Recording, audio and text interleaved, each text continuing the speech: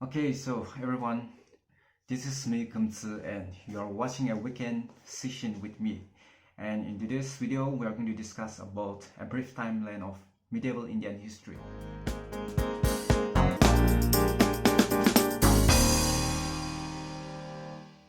So if you have not watched my previous video that is about the timeline of ancient Indian history, I have already uploaded, so you can go down to the description. I have already given the link in the description, so you can go down and watch that one because it's very important in history to come chronologically, so that way you can understand better.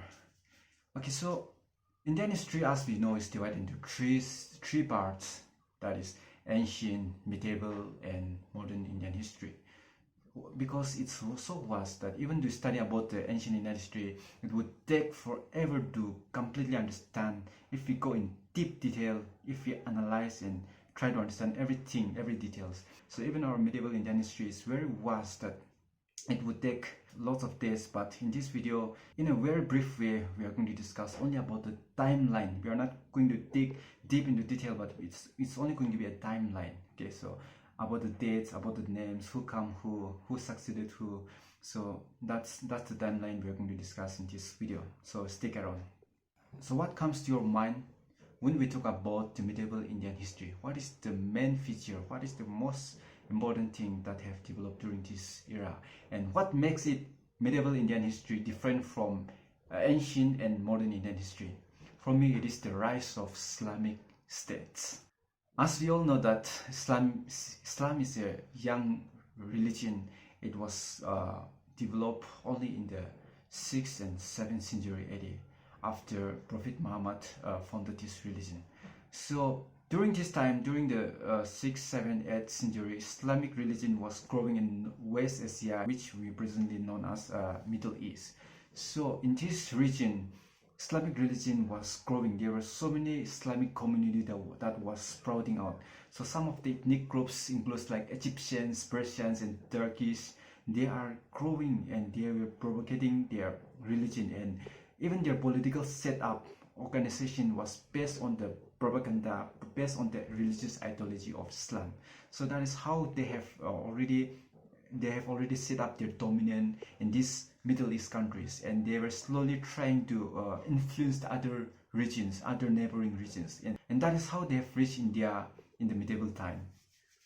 So medieval India can be divided into two sections: early medieval period that covers from 8th to 13th century, and late medieval period that covers from 13th to 18th century. So in early medieval period, there were not much influence of Islam's influence of Muslim invasions or Muslim rulers in India. Of course they were, but not that much. So in early medieval period, we witnessed wars among small kingdoms like the Rajputs, the Cholas in the north, in the south. So they were fighting among themselves. They were waging a war among themselves. So that was the feature of the early medieval period. And in later medieval period, we find the number of Muslim invasions, Muslim rulers, Arabs, Turkish, Afghans coming towards India, and they were trying to set up their political rule in India and try to propagate their religion as well. So the notable ones like Mughals, Afghans and Turks have already began their journey towards India. So let us see about the different kingdoms that flourished in medieval India. So we have first Rajputs, then comes Cholas and Bahmanis, and before we have Delhi Sultanate that ruled from 1206 AD to 1526. So under Delhi Sultanate we have 5 dynasties: Slave dynasty, Khalji dynasty, Tughlaq dynasty, Sahid dynasty and Lodi dynasty. These are the 5 dynasties that have developed under Delhi Sultanate. After that comes the Mughals. So Mughals ruled from 1526 to 1857 AD. So even under Mughals, it is subdivided into 2 groups: Great Mughals from the rule of Babur to Aurangzeb 1526 to 1707, and number B, later Mughals. So Babur to Aurangzeb is considered as Great Mughals. So after Aurangzeb, his successors were proved to be weak and they were easily defeated by other rulers like the Marathas. After that comes Marathas, but Marathas also could not withstand the mighty power of British, and they were also defeated at last. So these are different kingdoms flourish in medieval India. So here comes the brief timeline of medieval Indian history. 712 AD, first invasion of Sind by Muhammad bin Qasim. So he belongs to Arabs, and his invasion was not that important from the Islamic point of view, but he was considered by historians as a bridge connector with India to the rest of the world. 836 AD, accession of King Boja of Kannauj. So where is Kannauj now? Kannauj is in modern day Andhra Pradesh. So Boja belongs to Gujarat Pratihara dynasty, and he ascended to the throne in 836, and he is also considered as one of the worst enemy of Arabs. Rajaras ascended to the throne in 985 AD. So he was a Chola ruler, and it is said that the greatness of Chola reached during the time of his rule. And he also occupied Gangawati, which is in Karnataka. 998 AD, accession of Sultan Muhammad Ghazni. He is also known in history as the first Sultan in history, and he died in 1030 in Kasna. 1001 AD, first invasion of India by Muhammad Ghazni, who defeated Jaipal, the ruler of Punjab. 1024 AD, destruction of Somnath temple by Muhammad Ghazni. So after coming to India, they began to destroy the Hindus temple, and also Somnath temple was one temple he destroyed. So where is Somnath temple? Somnath temple is in Gujarat. So it is located in the western coast of Gujarat. And not only did he destroy the temples and all, but he even looted so many wealth of India. So we all have heard about the first battle of Dharan that took place in 1191. It was fought between Prithvi Raj Chauhan and Ghurid Sultan Muls Uddin. So Dharan is located in Haryana, and in this war, Prithvi Raj defeated the Sultan. 1192, second battle of Dharan was fought, and in which Prithvi Raj Chauhan was defeated. And 1206, succession of Qutbuddin Ayyubad, first Sultan of the Delhi Sultanate. So from 1206 begins the rule of Delhi Sultanate, and Qutbuddin Ayyubad was the first Sultan of the Delhi Sultanate. And Qutb Minar, as we all know, the famous Qutb Minar, which is located in Delhi, is the foundation of this Qutb Minar was laid down by this Qutbuddin Ayyubad, but he did not complete. It was completed only by Iltutmish. So he was died in 1210 in a horse riding accident. 1221 marks the invasion by Mongols. Who were the Mongols? They have invaded several times India. And yeah, Mongols, they are not from Central or West Asia. They came from East Asia. So they belong to East Asian ethnic groups. They are actually native to Mongolia. 1236, succession of Raja Sultan to the sovereign of Delhi. She is also considered as the first Muslim female ruler of the Indian subcontinent. 1240, death of Raja Sultan. And 1296, Aladdin Khilji ascended to the throne after killing his own uncle. His uncle name was Jalaluddin Khilji. He was considered as illiterate, but he excelled in commanding the army. So in history, we find that he also successfully defended against Mongol invasions and conquered many places. He was died in 1316. 1325, accession of Muhammad bin Tughlaq. He transferred his capital from Delhi to Diajiri.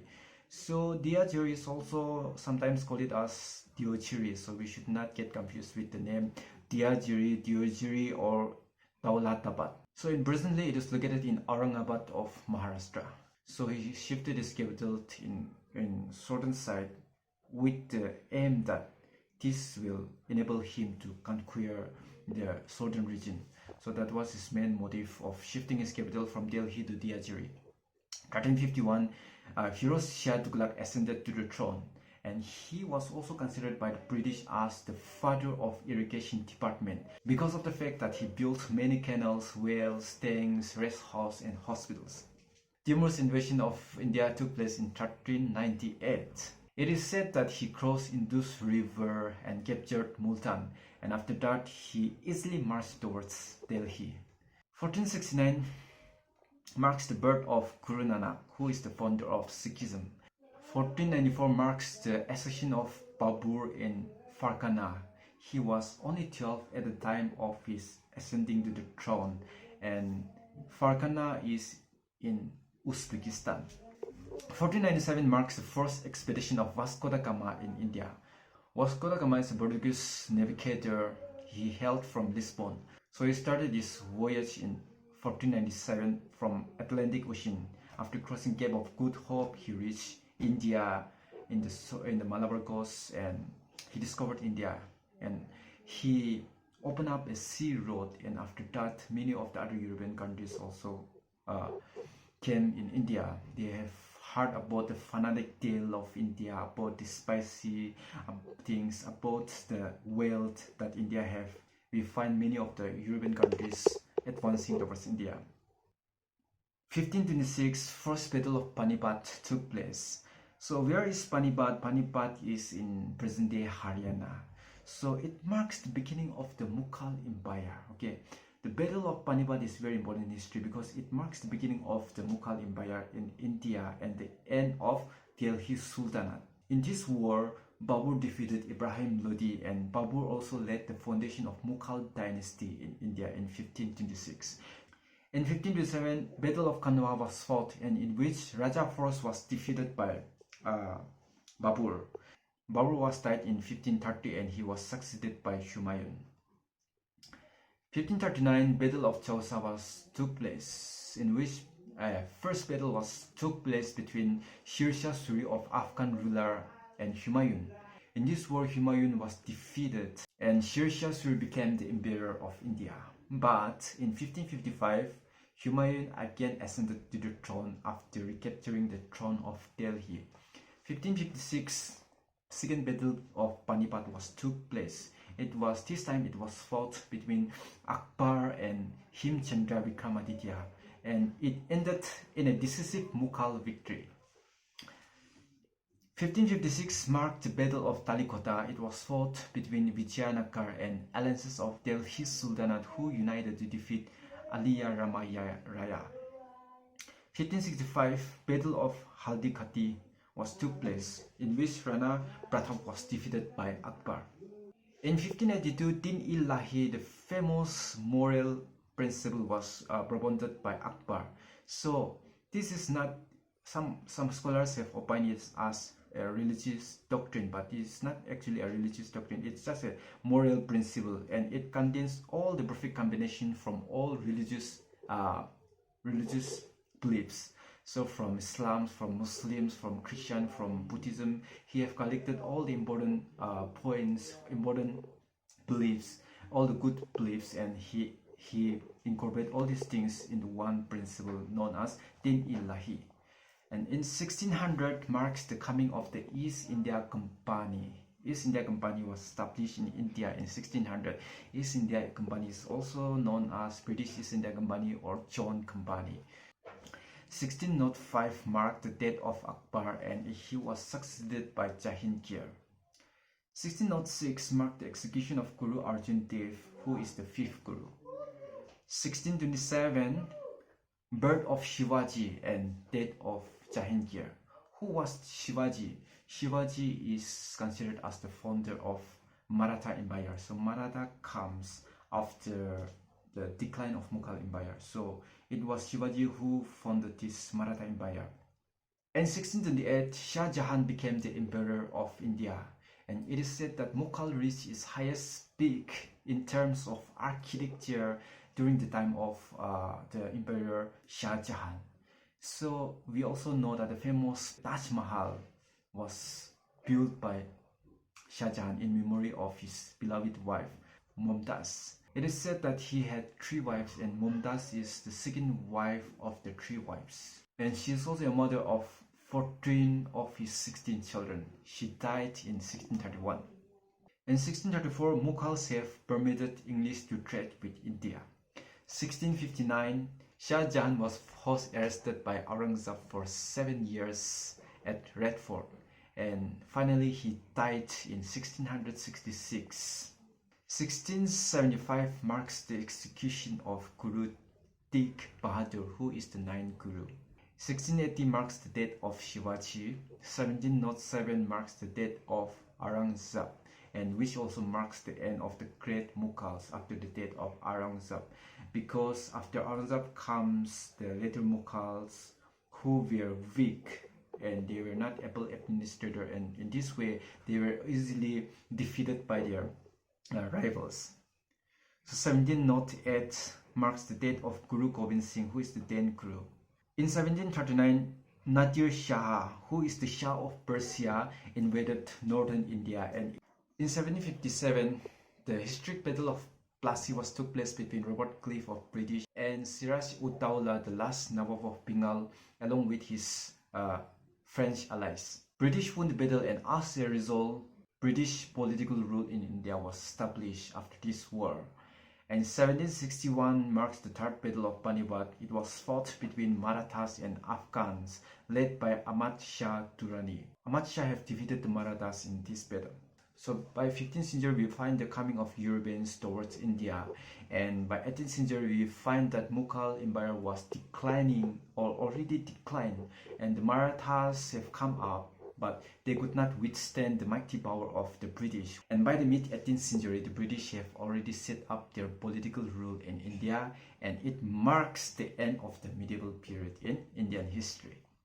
So guys, that's all about the timeline of medieval Indian history. We have witnessed so many developmental activities, particularly in the field of arts, architecture, language, and religion, and many of the historians and scholars have combined that almost all the regional language that we speak today have evolved during this period. And medieval India is also considered as a marvelous period marked with numerous wars among different rulers, and an era of great architecture. One such example is Taj Mahal, which is one of the 7 wonders of the modern world. And we also witnessed the beginning of the Western civilization assimilating with the Indian culture. And India as a nation was not developed in early days. It was the conscience of nationalism developed only by the end of the medieval period, and that's how modern era have come into being, and that's how India as a nation came into being during the British time.